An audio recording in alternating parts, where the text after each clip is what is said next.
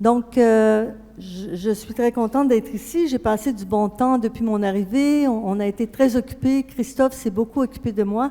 Et puis, à l'Université de Mons et dans les HE de votre consortium, j'ai également eu l'occasion de rencontrer des superviseurs et d'autres personnes. Alors, la collaboration au sein de la triade, une nécessité, bien sûr. Donc, comme mise en contexte, je vais vous parler un peu de la formation initiale en enseignement au Québec. Le cadre de référence, Christophe vient de vous en parler, pour la formation des formateurs de stagiaires. Les formateurs étant l'enseignant associé, maître de stage, c'est la même chose, et les superviseurs universitaires. Je vais vous parler de collaboration, bien sûr, nature et concepts afférents, puis les exigences et les défis de la collaboration. Donc, les exigences et les défis, bien entendu. Et puis, on va arriver à la triade, les particularités de la collaboration au sein de la triade, formée de l'enseignant associé, du superviseur et du stagiaire. Puis aussi, bien, évidemment, il y a des contraintes, il y a des difficultés, puisque la collaboration, ça ne va pas de soi. Et on va terminer par la présentation d'une triade au Québec. Je vous expliquerai d'où ça vient. Oups. OK. Donc, pour ce qui est de la formation, est-ce que, Fanny, si je descends, est-ce que ça va déranger? Où est-elle? Si je vais là, est-ce que ça va déranger? Non, mais je vais aller changer le plan. D'accord. Je vais me rapprocher du monde. Non, mais je vois mieux l'écran aussi. Alors, la formation universitaire chez nous, c'est 4 ans, depuis plusieurs années, en fait, depuis la fin des années 60. On a vécu une grosse révolution qu'on a appelée la Révolution tranquille au Québec et qui a bouleversé un peu nos habitudes en éducation. Alors, c'est 700 heures de stage au minimum, mais là, il y a un astérix qui indique qu'il existe aussi une autre manière d'obtenir un brevet d'enseignement au Québec. C'est une maîtrise en enseignement, mais on l'appelle couramment la maîtrise qualifiante, une expression que j'aime pas beaucoup parce que le baccalauréat aussi est qualifiant. Alors, c'est une formation qui comprend 2 fois moins de crédits que la formation universitaire au baccalauréat de 4 ans. Mais par ailleurs, pour être admissible, il faut déjà détenir un baccalauréat, donc un diplôme de premier cycle universitaire ou de deuxième cycle ou même de troisième cycle. Alors, et c'est pour ça qu'à ce moment-là, la formation est plus courte. Alors, donc, les assises de notre formation actuelle 2020, parce qu'on a eu un référentiel de compétences en 2001, maintenant, on en a un autre, qui n'est pas très différent. Les assises, cette fois-ci, donc c'est l'enseignant qui est considéré comme un médiateur culturel, mais, très important, qui maîtrise la langue d'enseignement. Alors, la langue d'enseignement, officiellement, au Québec, c'est le français, mais on a aussi l'anglais, les deux, surtout le français. L'autre assise, c'est que l'enseignant est un professionnel de l'enseignement et de l'apprentissage. Alors, c'est lui le spécialiste dans notre société de l'enseignement et de l'apprentissage. C'est pas monsieur et madame tout le monde qui décide d'enseigner, puis bon, avec qui ça va aller de soi. Non, ça prend une formation.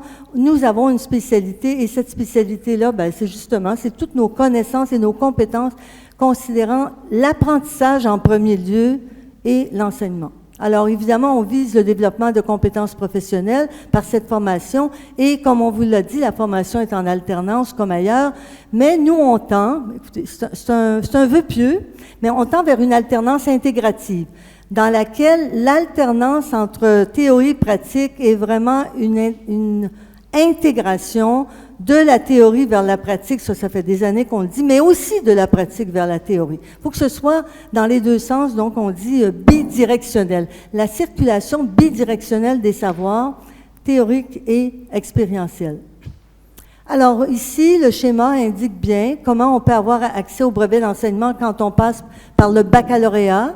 Donc on a à droite l'enseignement secondaire qui nous mène au cégep général, 3 ans de cégep après le secondaire, et ensuite le baccalauréat, donc qui se déroule à l'université depuis plusieurs années. Donc, que ce soit en enseignement préscolaire, primaire, secondaire, avec évidemment des profils de spécialisation, que ce soit aussi l'adaptation scolaire et sociale, ou encore éducation physique à la santé, les arts et les langues, ce sont ce qu'on appelle les spécialités chez nous. C'est toujours le même parcours, donc un parcours de 4 ans à l'université. Alors, on a 100 crédits de cours à l'université, on a 20 crédits environ de cours stage. Alors, il y en a 4 cours stage, un par année. Puis, évidemment, le stagiaire, il est reçu à l'école par un enseignant associé, qui est son formateur de terrain, et aussi, il a un formateur qui est rattaché à l'université, qu'on appelle chez nous le superviseur universitaire. Alors là, vous avez un aperçu d'un parcours pour un étudiant du préscolaire primaire. Donc, c'est sensiblement la même chose avec les autres. Donc, le premier stage, exploration et familiarisation, 5 ou 10 jours. L'assistanat et l'expérimentation didactique et psychopédagogique de quelques semaines. Ensuite, on passe à un stage en 3e année plus long, 5 ou 6 semaines, intervention pédagogique, et on insiste sur la pratique réflexive. Et puis, finalement, en fait, la pratique réflexive, c'est tout le temps. L'internat, là, c'est une prise en charge complète qui peut durer 11 semaines. Dans d'autres programmes, c'est 12, dans d'autres programmes, c'est 10, mais au total, il y a un minimum de 700 heures de stage. Alors, on en vient à la triade, vu que c'est l'objet aussi de mon exposé ici. Donc, quand on parle de triade, bien sûr, on parle du stagiaire, ça va de soi, et qui est accompagné par 2 personnes qui le forment, l'enseignant associé ou le maître de stage et le superviseur. Ici, chez nous, c'est toujours universitaire. Ici, c'est haute école ou université. La vision ministérielle par rapport à la formation des formateurs du stagiaire. Alors, pour le ministère, les enseignants associés sont des acteurs clés de la formation des futurs enseignants. Et depuis 1994, il y a une formation spécifique qui est offerte aux enseignants associés. Et bon, là, j'ai mis 2008 parce que le ministère a répété son souhait dans un document en 2008. En fait, en 1994, le ministère a demandé aux universités de travailler en collaboration avec le milieu scolaire pour élaborer, concevoir, puis mettre en place des formations pour les maîtres de stage. Ça, c'est depuis 1994 que ça existe chez nous. Donc, il y a 9 universités francophones, Christophe vous l'a dit, puis il y en a 3 anglophones. Disons que du côté francophone, on est un petit peu plus actif de ce côté-là, mais quand même. On avance tout le monde ensemble. Alors, les attentes sont très élevées à l'égard des formateurs de stagiaires, notamment les enseignants associés. Alors, un petit parcours dans le temps, puis qui vous rappelle un peu ce que je viens de vous dire. En 1994, le ministère confie aux enseignants associés la formation aux universités plutôt, la formation des enseignants associés. Mais là, ce que j'aurais dû écrire, c'est vraiment en collaboration avec le milieu scolaire. En 2002, il se rend compte, dans un rapport, que l'encadrement des stagiaires ne se fait pas nécessairement selon les mêmes objectifs spécifiques dans tous les milieux. Alors, il y a une petite déception de ce côté-là, de sorte qu'en 2006, le ministère et les universités, travaillant ensemble au sein d'une table, demandent qu'on harmonise le plus possible la formation offerte aux enseignants associés au Québec. Et là, c'est la création d'une table de travail. J'en étais responsable. Et ça a débouché en 2008 sur un cadre de référence pour la formation des formateurs de stagiaires. Donc, la formation des enseignants associés et la formation des superviseurs. Et à la suite du dépôt du cadre de référence auprès du ministère de l'Éducation, immédiatement, le ministère a accepté de financer l'existence d'un comité. Donc, on a créé un comité interuniversitaire qui a pour but d'actualiser le cadre de référence. Alors, en d'autres mots, c'est pour éviter que le cadre de référence soit déposé sur des tablettes, puis qu'on dise il y a eu un rapport un jour dans notre histoire de l'éducation. Alors, toutes les personnes qui avaient travaillé à l'élaboration de ce cadre de référence ont mentionné qu'ils tenaient à travailler ensemble. Et ça existe encore, le CIACRE, Christophe en a parlé, depuis 2008. Alors, le cadre de référence, donc, quelles sont ses orientations? Mais là, ici, je vais surtout insister dans cette diapo-là, en tout cas pour la formation des maîtres de stage, des enseignants associés. Donc, les 3 orientations que tous les formateurs d'enseignants associés au Québec poursuivent. on a des finalités. D'une part, on veut développer la professionnalité du formateur. Le formateur de terrain, qui est l'enseignant associé chez nous, c'est avant tout un enseignant. Alors, son statut premier sur le plan professionnel, c'est un statut d'enseignant, mais il a un double statut puisqu'il peut former les futurs enseignants. Ceci dit, tout excellent enseignant n'est pas nécessairement un bon formateur de stagiaires. Je pense qu'on peut s'entendre là-dessus. Alors, la deuxième orientation, donc les amener à développer une professionnalité, une identité professionnelle comme formateur de terrain. La deuxième, c'est le développement professionnel du stagiaire, évidemment. On est là pour ça. Et puis la troisième orientation des activités de formation offertes aux enseignants associés, c'est la concertation entre les deux milieux de formation, donc le milieu universitaire et l'école où se trouvent les maîtres de stage, les formateurs de terrain. Les compétences attendues de l'enseignant associé, alors il y en a 6. Les 6 sont énumérées ici. Je vous les présente brièvement. Donc, la première, ben, il n'y en a pas une plus importante que l'autre, là, bien sûr. Toutes sont importantes, puis ça peut se recouper aussi. Donc, d'une part, on veut que l'enseignant associé puisse soutenir la construction de l'identité professionnelle du stagiaire. Le stagiaire est un futur enseignant. Il n'y a pas 2 enseignants pareils, donc il n'y a pas 2 stagiaires qui vont développer exactement la même identité professionnelle individuelle.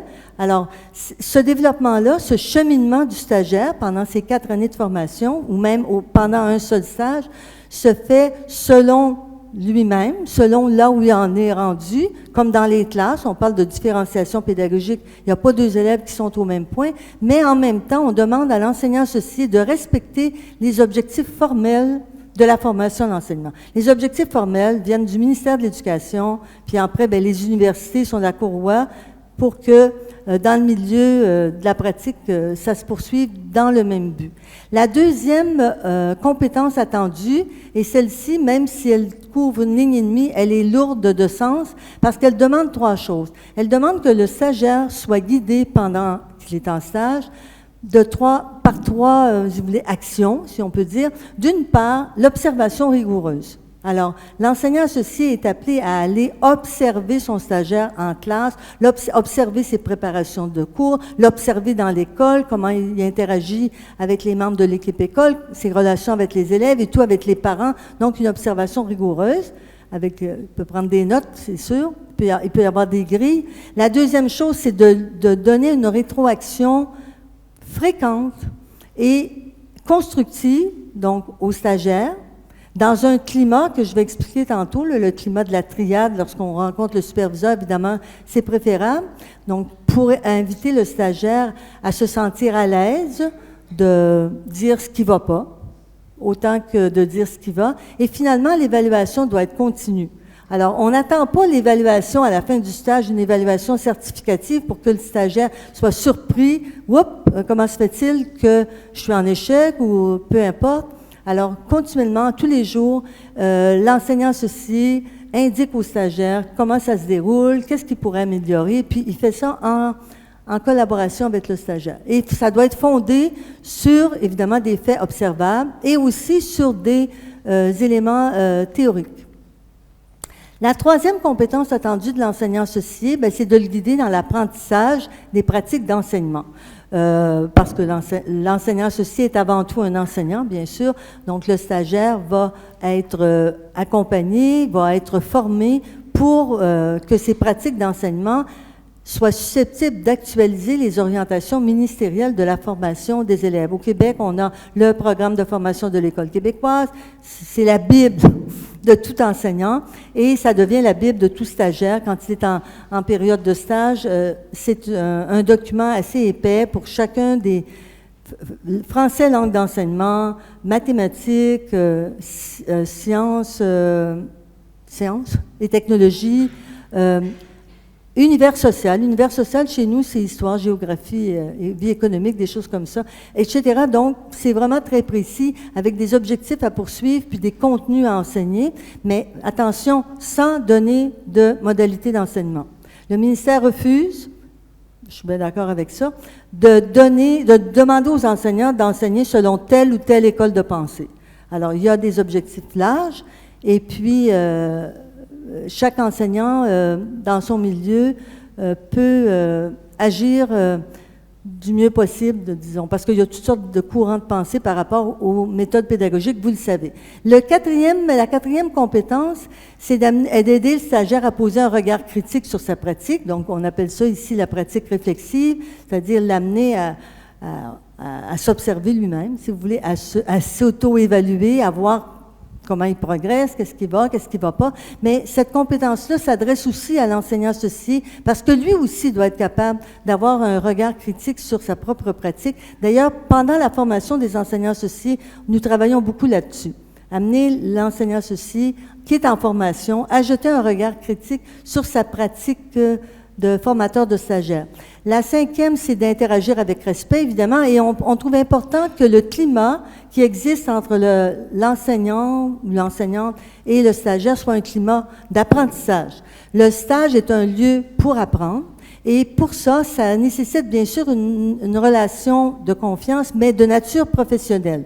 Le stagiaire n'est pas l'ami de l'enseignant, puis l'enseignant n'est pas le confident du stagiaire non plus. On aime que ça se déroule dans un climat professionnel. Et la dernière, et non la moindre, mais aujourd'hui, elle est en gras parce qu'on parle de triade, donc c'est la collaboration.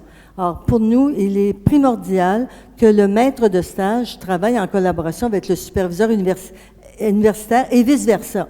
Autrement, écoutez, je vais y revenir tantôt, ça peut causer de sérieux dommages sur les apprentissages du stagiaire. Le superviseur, donc, c'est sensiblement les mêmes choses, sauf que si je prends la première, le superviseur, lui, doit s'adapter au contexte. Le maître de stage s'adapte à son stagiaire, bien sûr. Le superviseur aussi s'adapte à son stagiaire. Sauf que le superviseur, il y en a plusieurs à superviser. Donc, quand il passe d'une école à l'autre, il passe d'un contexte à l'autre aussi. Les contextes sont différents. Alors, on s'attend du superviseur que ses attentes à l'égard du stagiaire soient aussi modulées, jusqu'à un certain point, bien sûr, en fonction du contexte que son stagiaire a à l'école. Alors, le deuxièmement, c'est la même chose que l'autre. On demande au superviseur d'observer de manière rigoureuse, de rétroagir de façon constructive et de fournir une évaluation continue et fondée. Le superviseur n'est pas toujours dans l'école, mais le stagiaire a des séminaires avec le superviseur, puis il y a aussi des échanges par courriel, des travaux, un paquet de choses. Donc, ce qui fait que le superviseur est en mesure de fournir une évaluation continue et fondée. Le troisième, et ça c'est spécifique au superviseur, on ne le demande pas à l'enseignant associé, c'est d'aider le stagiaire à établir des liens entre les savoirs formels et les savoirs expérientiels. C'est pas qu'on pense que l'enseignant associé n'est pas capable, mais il reste que le superviseur est davantage en lien avec le contexte universitaire. Souvent, lui-même va donner des cours à l'université, donc il peut davantage aider le stagiaire à faire ces fameux liens, parce que souvent, la formation est considérée comme étant formée de deux silos, et ça, c'est vraiment dommage. Alors, on essaie d'articuler les deux. Le superviseur aide le stagiaire à se responsabiliser. Il entretient des relations personnelles et professionnelles empreintes de respect. Il doit aussi créer les conditions pour que les échanges professionnels entre les stagiaires lors des séminaires soient tels qu'ensemble, ils co-construisent les savoirs de la profession. Et les trois dernières compétences du superviseur touchent la collaboration. Alors, on parle de triade. On s'attend à ce que le superviseur au sein de la triade exerce un certain leadership, mais collaboratif. Pas je te mène, puis fais ce que je veux. Ensuite, on s'attend bien sûr à ce qu'il travaille en concertation avec l'enseignant associé, parce que, autrement, la formation du stagiaire pourrait être tout à fait incohérente. Si le superviseur a des attentes très différentes des attentes de l'enseignant associé, le stagiaire va être complètement perdu. Puis, la dernière, souhaiter aussi, c'est que les deux développent un rapport de co-formation. En d'autres termes, quand je suis dans une école en triade, j'apprends, si je suis superviseur, j'apprends de mon stagiaire, bien sûr, puis j'apprends aussi de l'enseignant associé, et l'enseignant associé apprend. Donc, c'est une cellule de co-formation, et il n'y en a pas un qui peut être considéré supérieur à l'autre sur ce plan. Alors, j'arrive à la collaboration. Donc, la collaboration, je vais prendre une gorgée d'eau. si vous permettez. Nous, on s'inspire de McEwan. McEwan, 1997, puis ça a été adapté par Bois en 2012. En fait, c'est un continuum, comme vous voyez, qui part de l'isolement et qui mène à la collaboration. Alors, à l'extrême gauche, évidemment, isolement, c'est que je travaille tout seul dans mon coin, je ne m'occupe pas des autres. Indépendance, ben, c'est une forme d'isolement, mais qui est volontaire, des fois, avec l'indépendance. C'est suivi de la collégialité, de la coordination, de la coopération et de la collaboration. Alors, pour nous, la collégialité, c'est plutôt relation entre collègues. Je peux avoir des bonnes relations avec mes collègues, m'entendre avec tout le monde, savoir qu'en fin de semaine, tu as fait telle ou telle chose, on s'entend bien, on va prendre une bière ensemble, mais ce n'est pas de la collaboration. On appelle ça de la collégialité.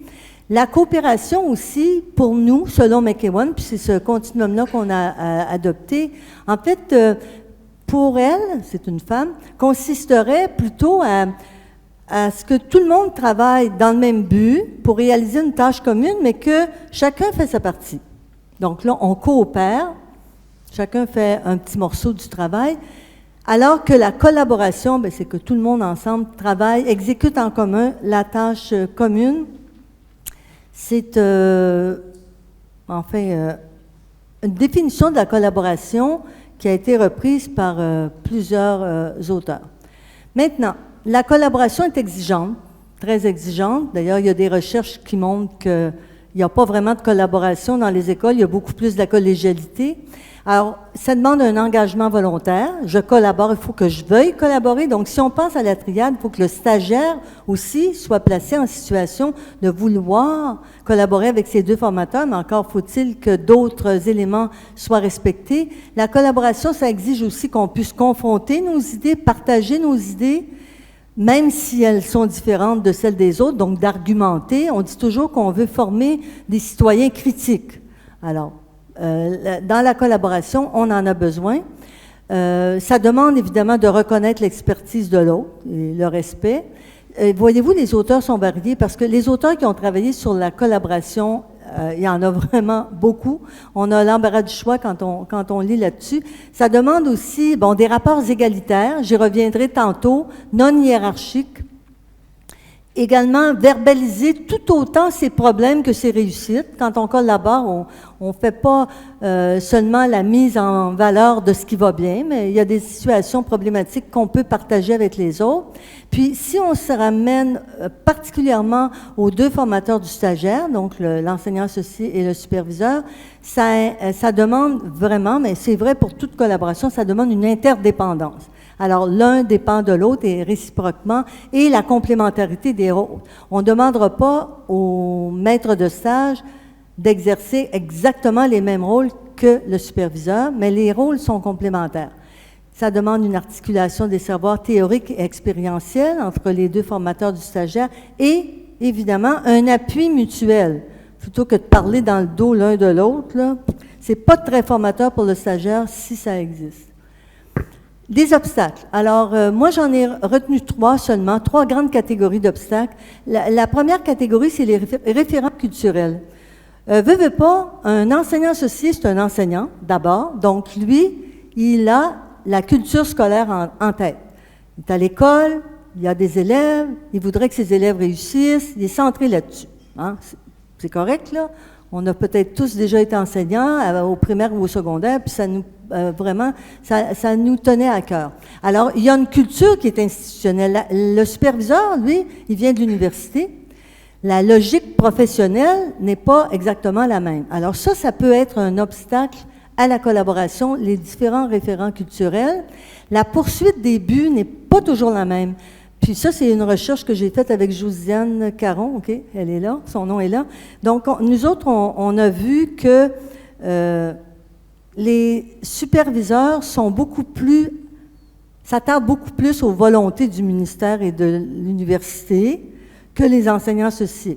Les enseignants associés, eux, ils reçoivent un stagiaire, ils acceptent de le former et tout, mais ils pensent à leurs élèves. Bon, il ne faudrait pas que pendant que le stagiaire est là, mes élèves prennent du retard. Donc, ils demeurent centrés sur leurs élèves. Alors, leurs buts respectifs sont pas exactement les mêmes. Le but global est le même. C'est sûr qu'on travaille ensemble à former le stagiaire. Tantôt, j'ai dit que pour collaborer, ça demande un rapport égalitaire, mais malheureusement, il arrive que entre l'enseignant associé et le superviseur, le rapport ne soit pas toujours égalitaire. Il y a certains superviseurs qui vont se penser, qui vont avoir une attitude un peu condescendante à l'égard du maître de stage, mais je dois dire que c'est de moins en moins présent chez nous. Ça l'a déjà été bien davantage. On travaille beaucoup dans ce sens-là pour les amener à collaborer. Alors, les enjeux de la collaboration, on s'inspire de Ré et Gremaud. Il y en a 3 que j'ai retracés plutôt. Il y a des enjeux d'ordre contractuel. En fait, quand je deviens superviseur, je signe un contrat avec mon employeur, en quelque sorte. Alors, les attentes de mon employeur, les règles de mon employeur ne sont pas nécessairement les mêmes que celles que l'enseignant associé signe. C'est sûr que l'enseignant associé ne signera peut-être pas un contrat, mais son employeur le fait. Il reste que les enjeux d'ordre contractuel sont importants. Les enjeux d'ordre professionnel le sont aussi parce qu'il faut partager les responsabilités. Hein. Les responsabilités de l'un et de l'autre ne sont pas exactement les mêmes. Et puis, il y a des enjeux d'ordre relationnel et émotionnel. Ré et Gremaud, eux, disent que quand on communique bien, quand la communication se fait bien interprofessionnelle, vous avez vu le mot interprofessionnel, c'est que le maître de stage et le superviseur sont dans une situation de collaborer de manière interprofessionnelle. Donc, Ré et Gremaud disent quand la communication est bonne, ça motive les personnes qui font partie de la DIAD, mettons dans ce cas-ci, à collaborer puis à faire leur travail. Ça développe une motivation intrinsèque. Voilà. Alors, on a illustré ça, Josiane et moi, dans un texte qui a été publié. Là. Donc, on est allé chercher le point de vue du milieu scolaire, c'est jaune, du milieu universitaire, c'est vert, rouge, bleu, voyons, bleu. Et puis, on essayait de voir si, pour eux, les défis de la collaboration interprofessionnelle étaient les mêmes. Alors, on a extrait... Par analyse qualitative, on a extrait 5 catégories, puis on voit que c'est pas tout à fait au même endroit dans les priorités pour les uns et les autres, mais quand même, il n'y a pas de catastrophe là, à cet égard-là. On voit bien que le milieu scolaire tient à être informé. Il tient à savoir ce qui se passe dans la formation de l'étudiant, comment ça se passe à l'université, quelles sont vos attentes. Il veut des informations, le milieu scolaire, évidemment, tisser des liens. Les deux, même le milieu universitaire le souhaite davantage, parle de la clarification des rôles. C'est un enjeu. Quand on ne connaît pas, puis si on l'entend, je l'ai entendu encore récemment, quelqu'un qui ne connaît pas le rôle de l'autre. Si je ne connais pas exactement le rôle du superviseur, ça va être facile de le critiquer. Donc, la clarification des rôles en est une. Puis, évidemment, fixer et respecter des règles, ça devient, pour les deux catégories, quelque chose de moins important que le reste. Alors, c'est un dessin qu'on s'est amusé à créer à la suite de l'analyse de nos résultats. Mais ça fait quand même sortir là, ce qui peut être considéré comme des défis et en même temps des leviers de la collaboration interprofessionnelle. Alors, au sein de la triade, j'ai repris ici les caractéristiques que j'ai mentionnées tantôt, donc engagement volontaire, du stagiaire aussi, des deux membres, des deux formateurs, partage et confrontation des idées et des points de vue, stagiaire aussi, être capable de s'exprimer, avoir l'occasion de le faire. Climat d'entraide, respect et reconnaissance de l'expertise. Comme je disais tantôt, le stagiaire aussi peut apporter à ses formateurs verbalisation de réussite et de problèmes, articulation, savoir théorique et pratique. Et là, j'ai rayé rapport égalitaire parce qu'on ne se mettra pas la tête dans le sable. C'est bien sûr qu'au sein de la triade, le stagiaire, même si on le considère, on veut collaborer avec, puis on veut qu'il a assuré son cheminement professionnel, ben, on demeure, l'enseignant associé et le superviseur, c'est deux personnes qui demeurent, en fait, surtout, qu'il y a l'évaluation, n'est-ce pas? Donc ça leur fait peur. D'ailleurs, chez nous, les stagiaires voient les superviseurs comme des évaluateurs. C'est vraiment malheureux, là. C'est une culture à changer, donc ils ne les voient pas beaucoup comme des formateurs. Alors, s'il n'y a pas de collaboration, qu'est-ce qui se passe? Bien, c'est les stagiaires qui vont souffrir. Parce que s'il n'y a pas de collaboration au sein de la triade, ici, on parle beaucoup de pratique réflexive, chez nous aussi. Comment voulez-vous que le stagiaire développe la pratique réflexive s'il est restreint, il n'ose pas dire que « Ah oui, j'ai observé telle chose dans ma classe, ça ne s'est pas bien passé, ou j'aurais voulu enseigner la notion de telle manière, je n'ai pas réussi, les élèves n'ont pas compris ce que j'enseignais. » Bon, alors, il faut, pour développer la pratique réflexive, qu'ils puissent s'exprimer, surtout, sans restriction. Ce qui est bien important aussi, puis là on a aussi un texte sur les buts que les stagiaires poursuivent. Il y a des stagiaires qui veulent performer, donc avoir une bonne note. Mais ce qu'on essaie, c'est d'encourager autre chose, d'encourager le stagiaire à se développer, donc qu'ils comprennent bien que le stage, c'est une occasion d'apprendre. L'université ou la HE, c'est une occasion d'apprendre, c'est un lieu d'apprentissage. Le stage est un lieu d'apprentissage. C'est pas une place où je veux montrer que je suis bien bon ou bien bonne. Et là, les buts d'apprentissage, évidemment, ils vont être plus difficiles à atteindre quand le discours des deux formateurs est trop distinct. On parle d'ici d'un conflit de loyauté. L'étudiant ne saura plus à qui il doit plaire, l'un ou l'autre. Évidemment, ces compétences professionnelles sont moins bien développées s'il n'y a pas cette communauté-là à trois, dans la triade. Il va y avoir plus de difficultés à articuler théorie et pratique parce que la triade, c'est l'occasion pour le superviseur d'envoyer quelques messages pour faciliter les liens entre théorie et pratique. Puis aussi, il faut toujours penser que le stagiaire va se retrouver un jour comme enseignant dans une école. Et s'il n'a même pas été capable d'apprendre à collaborer avec les deux formateurs, il va se retrouver dans une équipe école et où il y aura de la difficulté à faire partie de l'équipe d'enseignants, préparer des cours, des examens, n'importe quoi, et puis aussi au sein de l'équipe école. Donc, si la triade, c'est une école de formation pour la collaboration. Alors, les effets nuisibles, ce seraient ceux-là. Le comité d'actualisation, dont... est-ce que ça va ou si c'est trop long? C'est parfait? OK. Le comité d'actualisation du cadre de référence de la formation des formateurs du stagiaire, CIACRE, il est financé par le ministère de l'Éducation. Je pense que c'est important d'être honnête puis de dire que quand on a créé le cadre, le ministère a financé, c'était une recherche, ça a été financé. Puis après, quand on a voulu poursuivre nos rencontres, le ministère a financé aussi, puis il finance encore. Il faut des fois tirer les ficelles, faire des représentations, aller dire qu'on en a besoin, présenter en tout cas, des demandes, mais on finit par obtenir quand même un soutien du ministère de l'Éducation. Alors, le comité d'actualisation, il est formé de représentants universitaires, lesquels, ceux qui sont responsables dans leur université de la formation des enseignants associés et des superviseurs.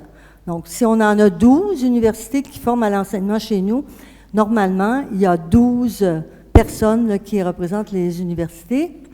Et puis, ce comité-là, il produit des outils de formation pour aider les enseignants associés et les superviseurs à exercer leur rôle de formateur auprès du stagiaire.